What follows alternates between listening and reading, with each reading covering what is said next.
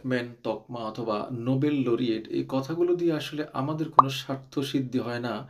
অর্থাৎ মিষ্টি কথায় আসলে চিড়ে ভিজে না। কারণ রাজনীতি করা রাজনীতিকের কাজ, বিমান চালানো পাইলটের কাজ, তবলা বাজানো তবলচির কাজ এবং গিটার বাজানো গিটারিস্টের কাজ। কাজ যেটা শুধুমাত্র তাকে সেই কাজে দিলেই তিনি মোটামুটিভাবে সফল হতে পারেন বলে আশা করা যায়। আপনি যাকে তাকে জমিতে নামিয়ে দিলে সে হাল চাষ করে উঠে যাবে, এটা আসলে আশা করাটা বোকামি। আমাদের যে ম্যাজিক ম্যান বলে আমরা বলি ডক্টর ইউনূস স্যার, তিনি উনার ম্যাজিক তকমাকে কাজে লাগিয়ে কোথা থেকে কোনো প্রকার আসলে সুযোগ সুবিধা আদায় করতে পারেননি। উপরন্তু তিনি জনগণের টাকায় ১৪ টা দেশ সফর করেছেন যেগুলোর বেশিরভাগ কিন্তু উনার ব্যক্তিগত সফর এবং জাতিসংঘের ২ টি সফর ছাড়া আরগুলো সবগুলো উনার ব্যক্তিগত সফর এবং সেখানে তিনি অনেক মানুষকে নিয়ে গেছেন জনগণের করের টাকায়।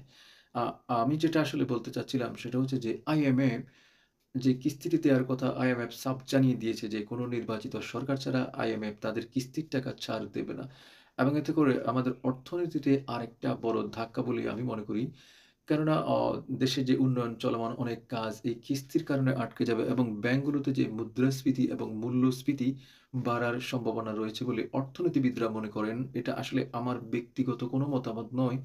আমি অনেক আমাদের যে অর্থনীতিবিদ রয়েছেন তাদের কথাগুলো এনালাইজ করার পর এই বিষয়টা আমি আসলে বুঝতে পেরেছি। তো যাই হোক আমরা আশা করি অচিরেই ইউনূস সাহেবের সরকার ফেব্রুয়ারিতে যেই উনার ভোট দেওয়ার কথা, ভোট আয়োজন করার কথা, সেটা করে উনি আসলে আমাদের অর্থনৈতিক যে সংকট সেটা থেকে উত্তরণের জন্য সহায়ক হবেন। তো ধন্যবাদ সবাইকে ভিডিওটা এখান পর্যন্ত দেখার জন্য। কে কোথা থেকে দেখেছেন একটু কমেন্ট করে জানাবেন।